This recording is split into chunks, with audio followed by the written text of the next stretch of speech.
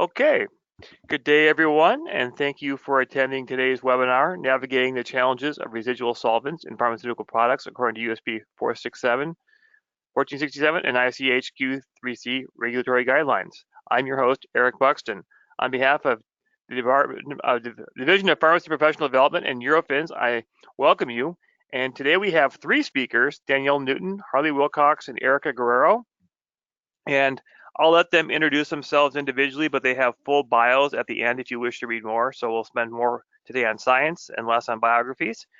And also, following today's presentation, there will be a chance to ask them some questions. So there is a question box on the right. If you just type in your question, I will read it at the end of the presentation, and they will then answer it and then answer any follow-up questions. So with that, I'll turn it over to them, and we'll go. Hello, I'm Danielle Newton. I am a Senior Scientist Group Leader here at Eurofins. I've been with the company for 16 years, and I will be doing the main portion of the presentation. And I'm Harley Wilcox. I'm a Senior Scientific Advisor, CMC Small Molecule. I've got a bachelor's degree and an MBA. I've been in this business since 1982, and I'll be the second speaker. Hello, I'm Erica Guerrero. I'm a Principal Scientist Group Leader here at Eurofins.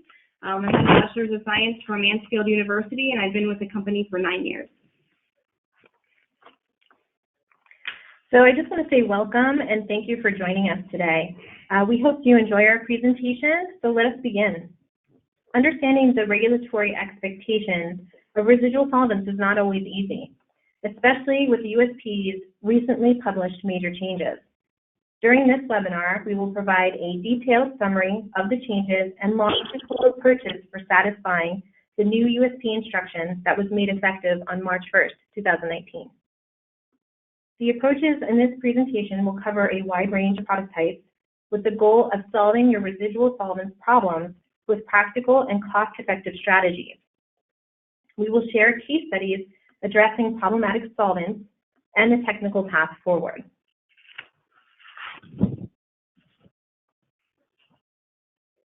The USP defines residual solvents as organic volatile chemicals that may be used or produced during the manufacturing process.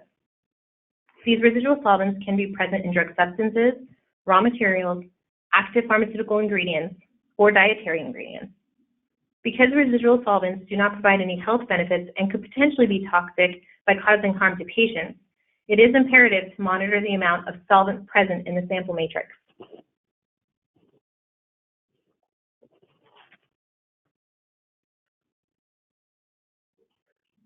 Understanding solvents that are likely to be present in the material is a good place to start the residual solvents testing strategy. A discussion or certificate of analysis from the vendor is required to ensure that you are evaluating the sample for solvents of interest that may be present. If manufacturing or vendor information is not able to be obtained, USP Procedure A and B can be used to screen for potential residual solvents. If solvents are not likely to be present, it is not required to perform screening, but most clients take a conservative approach and proceed with screening for residual solvents.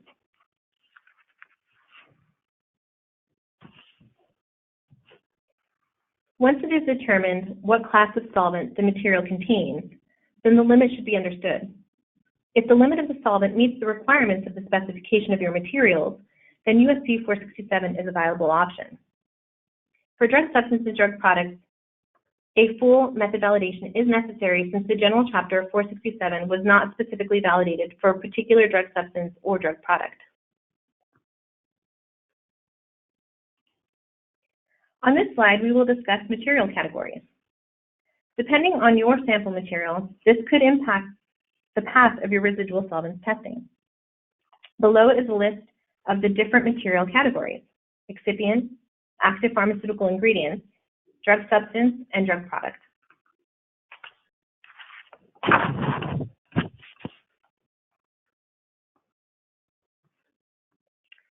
The USP 467 General Chapter contains multiple approaches to residual solvents. The three different approaches are Procedure A. This is a limit test, or considered a screen. Procedure B. This procedure is used when a failure for Procedure A is obtained and utilizes a different packing of column. This also falls into the limit test category. Procedure C is done when solvents in the material are known and is a quantitative test. This will report a quantitative result on a certificate of analysis. For each procedure, there are two methods outlined within the USP 467. This depends on whether the sample matrix is water-soluble or water-insoluble. USP 467 contains a flowchart which instructs the user through the procedures under different scenarios. The organization of USP has multiple classes. Class 1 is the most potent and potentially the highest toxicity. This class solvent has specific limits that are tabled in USP 467. The USP has reference standards for this class of solvents available for purchase. Class 2, this solvent is listed as potentially toxic in the USP and also contains solvent-specific limits that can be found in 467. There are USP reference standards that are readily available to purchase from the USP that is to be used for this analytical testing. These Class 2 solvents have reference standard mixes available to purchase. To go over those briefly, they are Mix A, Mix B, and Mix C. Mix A is required for the screen methods for Procedure A or B and has system suitability requirements. Mix B is an optional mix that is used for the screen method, and Mix C is only used for special circumstances. This mix is not suitable for headspace analysis. We will discuss this mix later in the presentation. Class 3 is a less toxic solvent class. All of these solvents listed within this section have a specification of not more than 5,000 ppm. The USP does not have individual reference standards or mixes for purchase for this class. Standard grade solvents would need to be purchased for Class 3 residual solvent testing.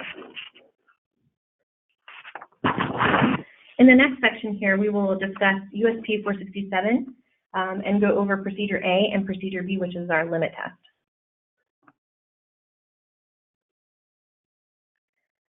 USP Procedure A and B are limit tests. Either of these analysis would report as less than the USP solvent limit on their certificate of analysis. When using the limit test as the procedure of choice, it is written to start with USP Procedure A, and if the criteria is not met, then you are to continue with USP Procedure B. USP Procedure B would be performed with a second column utilizing a different phase. The purpose of the second column with different phase packing is for testing confirmation. These procedures are for Class 1 and Class 2 Mix A and B residual solvents and apply to excipients and API material. Procedure A and B would be used for screening if the vendor cannot define solvents likely to be present. When proceeding with Procedure A or B, you must know if the sample material is water-soluble or water-insoluble. The procedure is different depending on the solubility of your material. Verification is needed to demonstrate reliability of the compendial procedures as described in 1467. Next up is a discussion of USP 467 Procedure C, and this is the quantitative analysis. USP Procedure C is a quantitative test and would report down to the limit of quantitation. The limit of quantitation is typically 50% of the specification limit. This procedure is for Class 1 and Class 2 Mix A and B residual solvents. Procedure C is also used for likely to be present solvents. These are solvents that are present or potentially present in a sample. That information should be available from your vendor. Verification is needed to demonstrate reliability of the compendial procedures as currently described in 1467. Again, this was not previously required by the USP prior to March of this year.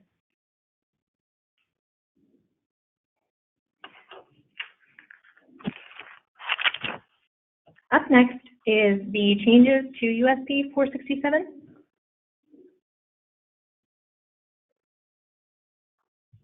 Now we will go over some bulleted points that highlight the changes to USP 467. For each test matrix, verification is needed to demonstrate suitability of the compendial procedure, as described in 1467. This was not a previous requirement, and the verification is driven in the new implemented General Chapter 1467. When solvents are likely to be present in the sample are known, they can be determined with the limit test, procedure A or B, or the quantitative test, procedure C. Prior to the updates in March of this year, if a sample had a known solvent of interest for class 1 or 2 mixed A or B solvents, the strategy was to move directly into USP procedure C. USP is now allowing the option to use the limit test procedure A or B for those solvents that are likely to be present. Another change is when solvents are likely to be present or known, the system suitability requirements only need to be demonstrated for the solvents expected to be present. Previously, the Usp Reference Standard mixes were used for this purpose, and USP-specified solvents were held to the system suitability requirements.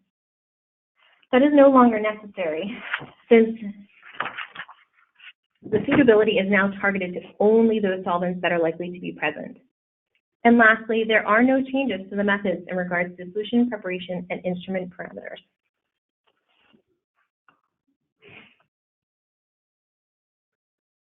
In the next slides, we will go over the discussion on implementation of 467 and go into some details of that newly implemented general chapter.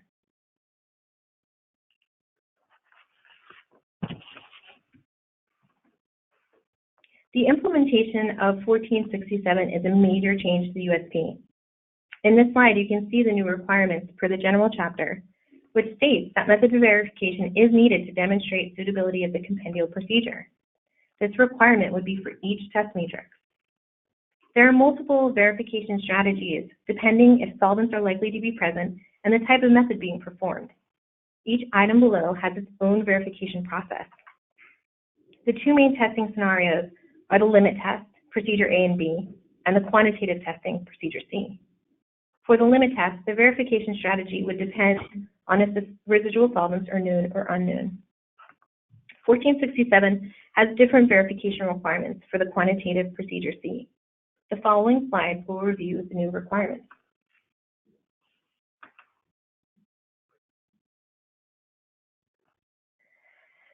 Now we will go over what is required for the limit test verification. There are three elements that need to be evaluated: specificity, detection limit, and solution stability. For specificity, a blank must be evaluated for significant interference, and method system suitability requirements for a resolution must be met. For the detection limit, the mean signal-to-noise ratio for each solvent in the standard and spike sample is not less than 3. This must be evaluated on at least 3 determinations from a single preparation. Solution stability. This requirement states that the detection limit should meet the requirements throughout the testing period. In our opinion, to satisfy the solution stability listed in 1467, the chromatographic run should be bracketed with the detection limit solution.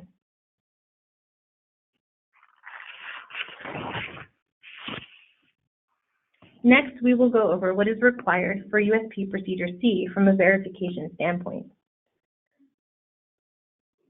The list below contains the elements that are detailed in 1467. They are specificity, precision and accuracy, quantitation limit, and solution stability. Next to each section is the specification criteria, the levels to be analyzed, as well as the number of trials that are required. All of this content can be outlined or is outlined in USP 1467. In review, we have discussed procedure A and B, procedure C, class 1 solvents, class 2 mixed A and B solvents, and up next we're going to go over class 3 residual solvents.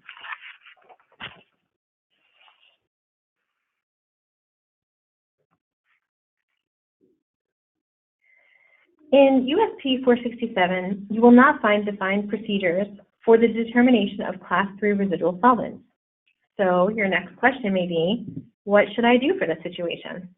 There are two options that we will review to aid in the testing for class 3 residual solvents.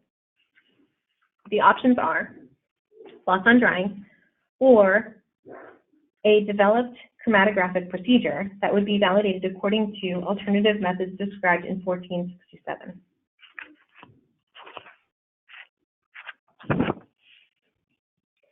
Loss on drying is a way to perform residual solvents testing.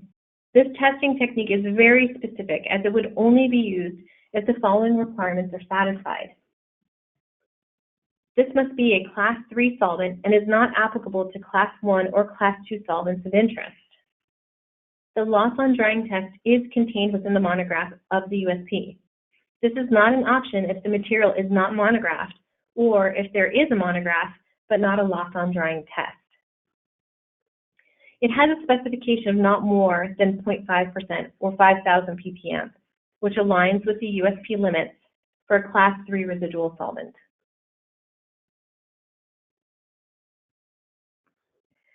Next, we're going to discuss the self-validating method. The USP 467 does not define how to analyze Class 3 residual solvents. Eurofins has developed a self-validating method to accurately analyze these residual solvents. It is considered an acceptable method for monitoring these solvents in some sample matrices, excluding drug substances and drug products. This involves the analysis of sample matrix unspiked with direct spiking of the sample matrix at several concentrations bracketing the limit concentration. Linear regression is then used to plot the spiked sample data to calculate the amount found in your sample. The determined value may be considered quantitative, provided it falls inside the range of your bracket. This demonstrates the elements of precision, accuracy, linearity, specificity, LOD, and LOQ, as well as suitability of use with each and every sample determination performed. It is part of the routine sample testing group. This differs from an ICH validation involving a single protocol-driven study, which may include elements beyond those outlined above. You might be wondering, what is the benefit of doing a self-validating method? This strategy will save time with the completion of the project. Using the self-validating platform method, it gives the ability to generate both suitability of use data and GMP results. This can be accomplished in a single analytical run, rather than executing a protocol study, which would take over 1 to 2 weeks of time for a full validation. So the USP does not provide methodology for Class 2, Mixed C, and other residual solvents. The general chapter states that an appropriate validated procedure is to be used to evaluate these solvents. This may be also accomplished with the self-validating procedure. To name a few, ethylene glycol, dimethylacetamide, and formamide are Class 2 Mixed C solvents that fall within this category.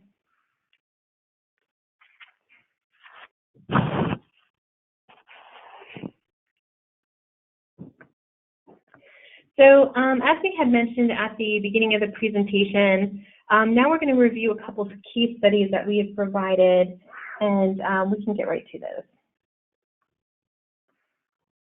So this case study involves an evaluation of a mix of Class 1, Class 2, and Class 3 residual solvents in one sample matrix. The scope required the lab to follow the USP Procedure C quantitative methodology. Below is a table of results that were obtained when challenging the method for the element of accuracy. Evaluating the result range that was obtained versus the requirements listed within the USP, it's apparent that there are some challenges to this approach. Now what do we do? Well, notice the differences in the limit requirements for each of the solvents. This is a consideration when you're designing how to combine multiple solvents of interest into your method.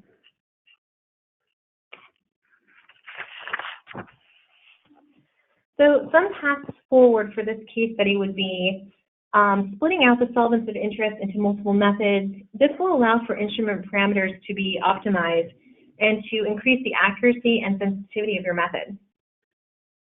An alternative procedure could be developed and validated according to 1467 or the ICH guidelines. This alternative method may include an external standard approach instead of the USP 467 Procedure C, which is the method of standard addition.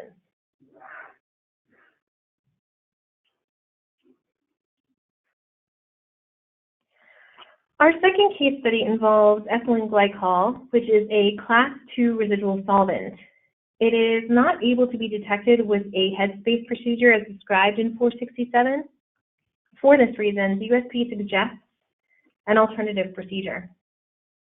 The lab used a self-validating direct inject GC method targeting ethylene glycol as the alternative.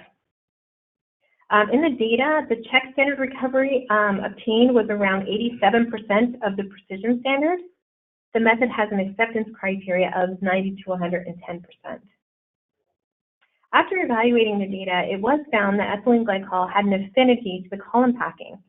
The retention of the solvent to the column packing is due to its viscous nature and high boiling point.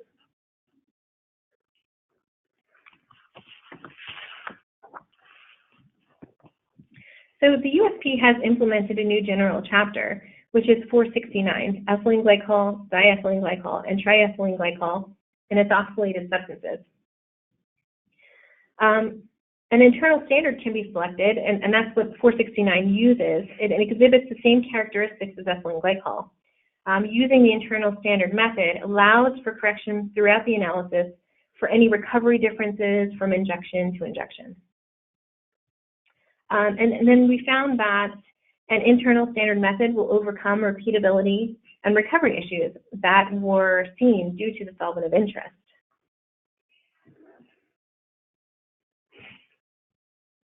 So this concludes my portion of the presentation. In review, we have discussed USP 467, USP 1467, the use of the self-validating approach, and some matrices, including excipients, raw materials, and API. Up next, Harley will conclude the second portion of the presentation, and he will discuss the non-compendial test articles, methods, and validation approaches, drug substances, and drug products.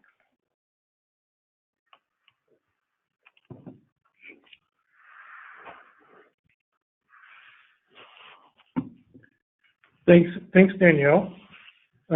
Now's a good time to be thinking of potential questions you may have regarding the first part of the webinar as well as the second section of the webinar. So some of the things we're going to cover here in approximately 10 slides would be the non-compendial pharmaceuticals and residual solvents. And as mentioned earlier, we'll address the guidelines, what is covered. We'll talk about the comparison of USP to ICH, and then we'll get some various approaches, and finally we have one case study.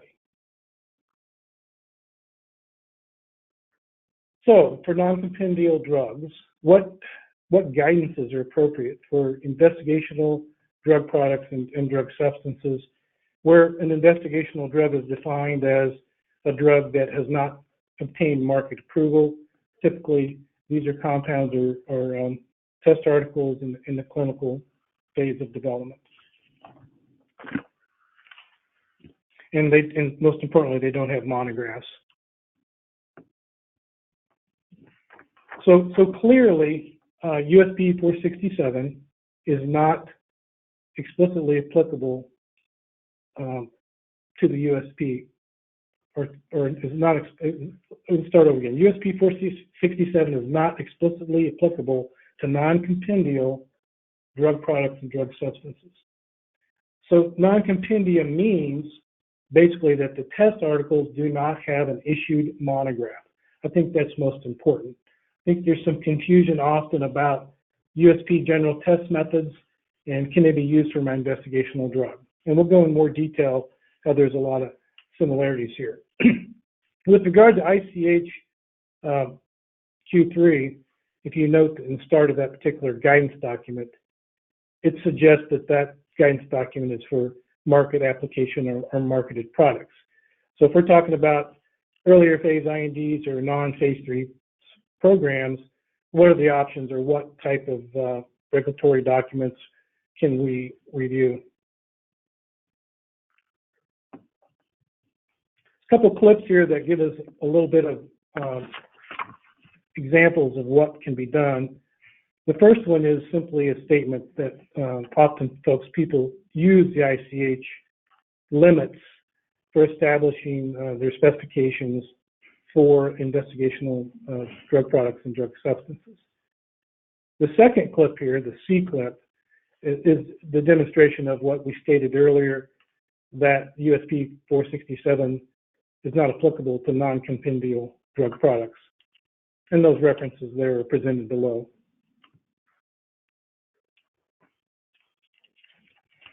So although we stated that there's no monograph, USP 467 is not applicable, oftentimes, and it's quite useful to examine USP methodology and screening for your products, as long as you establish appropriate method suitability.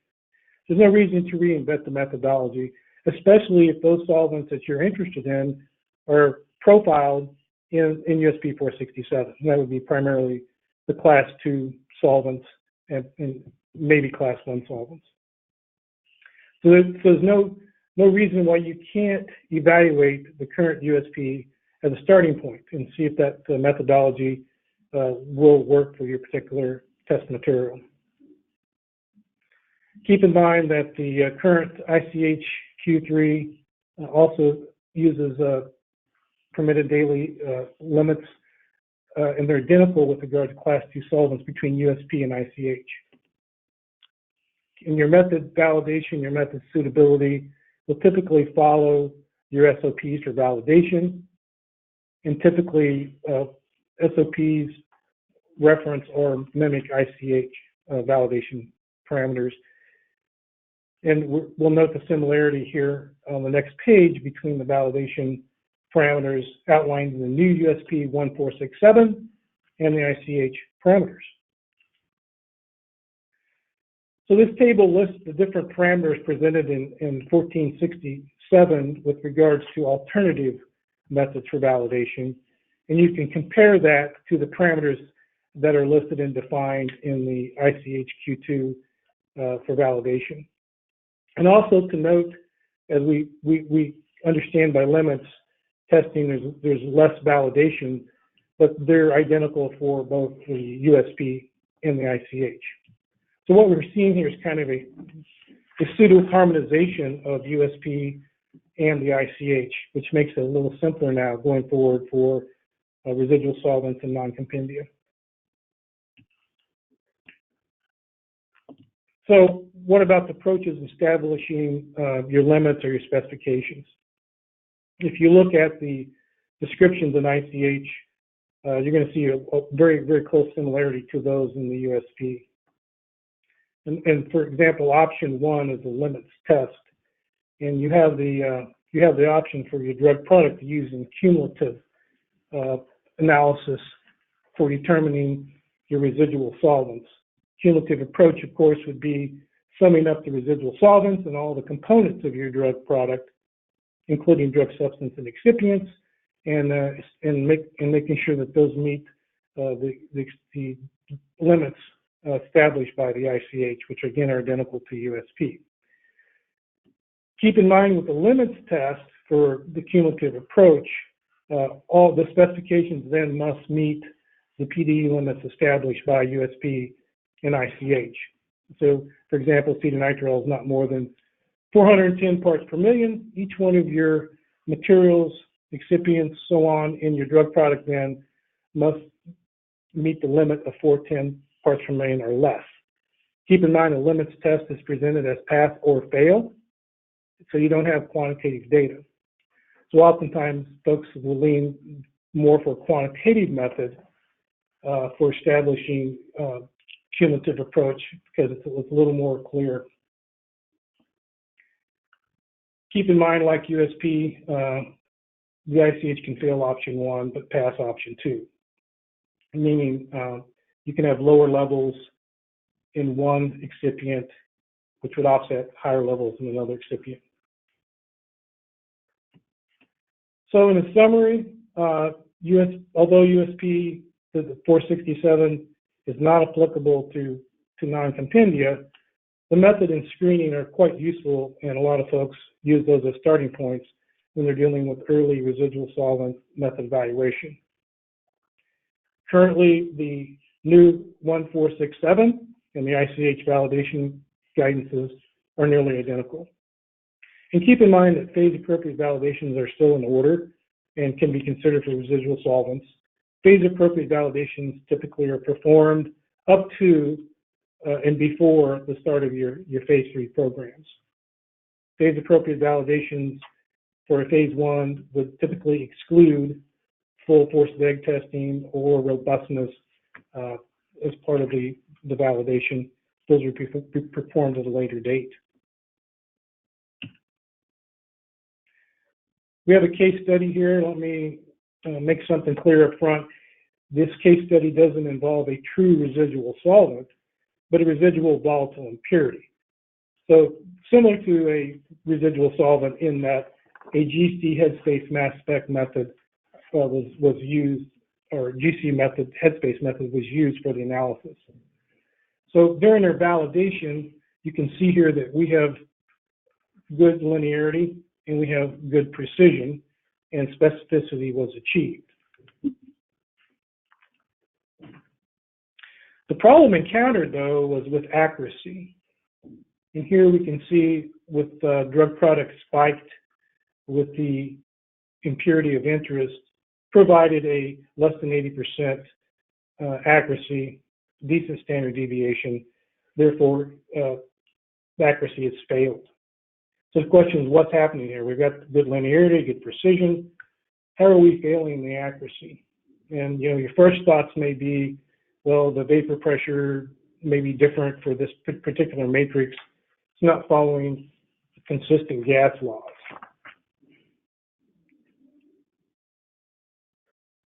However, the linearity over the range of this method suggests that at least vapor pressure is probably behaving itself. So if we look at the chemistry, we can certainly provide a theory that we have an RX residual, where X is a halogen, and we have an amine containing active ingredient. So clearly, it's possible to have an in situ reaction during the headspace analysis. So as we increase the temperature for the headspace vial, one can summarize that there's a achieved energy of activation, which could spark this particular reaction. And keep in mind that we obtained 100% recovery when we spiked placebo. So that's what would lead you in this particular direction. So the residual impurity in the presence of all excipients minus active ingredient have provided adequate recovery. So a solution would be to lower the temperature for the ramp, or the final temperature, and that did work. And here's a graphic to kind of give a little more visual on what we're talking about with this particular case study. So we have our active non-volatile ingredient in the solution. The method then would have the volatile impurity elute into the headspace with a temperature ramp, and then you would measure that particular impurity. If the reaction occurs in solution, then you're going to eliminate some of your volatile impurity. Therefore, it could affect your overall recoveries.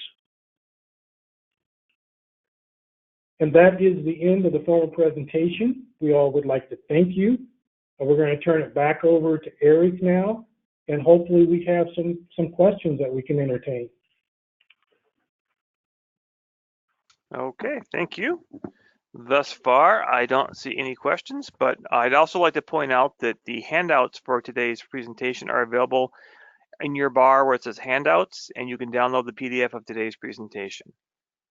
We'll give you a few seconds. Oh, here we go. We have our first question.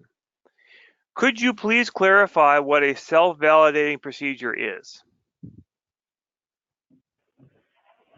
Thank you for your question. For us, a self-validating procedure is a method that we run on a routine basis, and it validates itself through system suitability requirements. So it is pretty much a mini-scaled validation per ICH guidelines that is generated during the routine analysis. So the system suitability requirements for accuracy, precision, specificity, linearity, all of those are requirements to deem the data suitable. So once the data is deemed suitable, we are considering that result valid. So it really is a snapshot in time. We do not do any protocol testing to determine validity of the method prior to that routine testing. So it is a very unique approach for residual solvents and routine testing, but that is, we've been performing that method for many years and have not received any negative or any negative feedback from regulatory agencies in regards to that approach.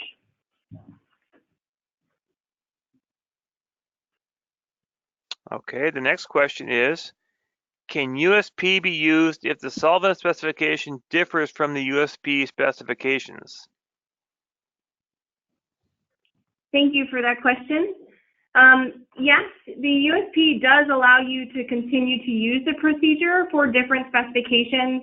For example, in Procedure C, it does indicate that you can prepare your standard 1/20th of the specification concentration. So you might have to do some changes to the procedure itself, but as long as you are verifying the method that is being used for your material in regards to the specification change, the 467 can be used as a basis for a method. You might have to think about linearity and the range of the method that's being covered. USP 1467 indicates that the range is covered from 50% to 150% for USP Class 1 and Class 2 solvents.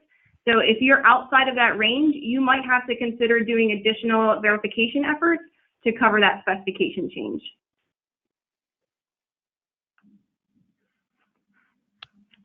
Okay, are there any other questions?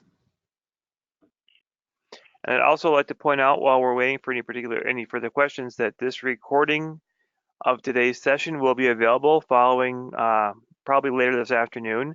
And so if you wish to hear it again, or if you wish to refer a colleague that you think they might benefit, there will be a recording available going forward. So this is not a one-time event. And also, like I said, the handouts are downloadable in the handouts tab. Any other questions? Oh, here we go. Can we use USP 467 limits to solvent impurity found from packaging materials?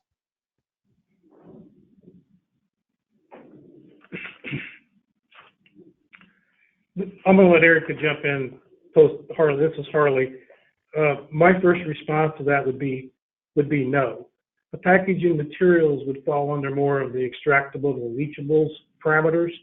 And keep in mind that when the original material was submitted to the USP, there's typically some sort of validation data provided. And the validation data would be relatable to those solvents listed in USP 467. That is the assumption. So with regard to packaging materials, it would be kind of outside the residual solvents realm. It's more of extractable or leachable material. And there are more specific in guidelines with regard to leachables and how to handle those. So my answer would be, I would avoid using the 467 or the 1467. However, as you noted in my presentation, certainly the methodology could be used as a potential starting point, depending on what level is this leachable you're evaluating. And I would confirm Harley's answer there. I was specifically looking in USP 467 for a mention of packaging materials. It does have information on what the chapter is used for, as well as materials that it's not used for. And it didn't mention the packaging specifically, but I would defer to Harley's answer for that question. Okay. Any other questions? Or follow-up questions to the earlier questions? And keep in mind, if you have questions later, you can certainly contact Eric. I'm Eric. I'm saying they can contact you. Mm-hmm. Sure. And he can provide those questions to the team here, and we can certainly get back with you. Yeah, that's another option if you remember something later. I always remember questions like a half hour after I need to, so. And sometimes I remember quick retorts half hour after I'd like to give them, but that's a different story. So right now I'll say going once for any further questions. Going twice. Okay, well, thank you very much for attending today. And like I said, this recording will be available going forward, and we hope you found it useful. Thank you to our speakers. Thank you. Thank you very much. Thank you. Have a great day.